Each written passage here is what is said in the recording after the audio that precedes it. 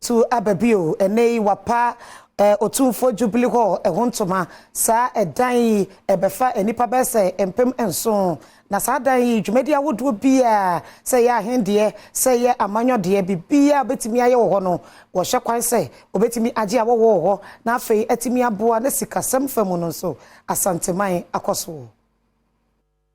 udura so ye kese yi a eye otumfo Jubilee Hall a sese wabia no yi animu a se de wasiesie wo na yesentoma bia odi Asante mantemu nka yedum bi ene yedin crashen so de enaye waye bibi etese sikadwa kofi ya ekire Asante amamre wo hwekwan se asoyi eye kese a ewo mantemu no munti ebetimi afa nipa bese mpimienu ya offices ya wodo nso ehim dwumadi awodo pi ene obi pese waye a obetimi abegye saso ye di aye behia chemba bi wo hono mu a eya Asante hene de saso ye Asante hene nankasa ebotom sika ene wode ye teacher safo kantanka eye nipa wonim abakosempa o kyerɛkyerɛ amamre wo saso ye ehu edan nankasa se de esi no omo fa free ye nananom kwan a na omo fa so esi wo madan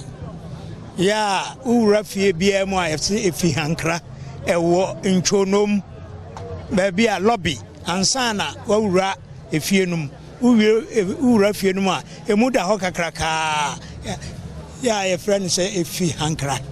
eno abi ena nananom ahweso a omade obroni de awura mu o hwekwan se asoye obi begia ebeboa na dwumadi awodo bekoso ho no edisika ba Asante mantemu gabenyene wotuo srebo ene yetetere ne awodo otumfo 25th anniversary committee no ano o kire mu sei tete ho no ye ade ye twadwira eye ebra nananom enya kwan ede kire ne ma ye de aboa oman no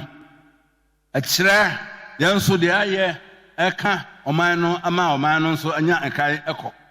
na oy diwe dia sebe entime etra esumu emuna nti odama edie no de aka Jubilee Hall eka asoya wodo a Asante hene eye sebe ya silver jubilee a wode akohye kotonima abosumi ne mu no obetimi edi aboa na afahye no edi aye kama abahimafo bi ewunu se asoye yi wa bia no no oni Adom Kasee eche wo mu anigye. Our king have been doing a lot of things that boost the culture already. And I mean, this particular year being his 25th anniversary is just something more to showcase. And I'm hoping that we will all come together to showcase even more Asante culture. We are always selling Asante to the highest.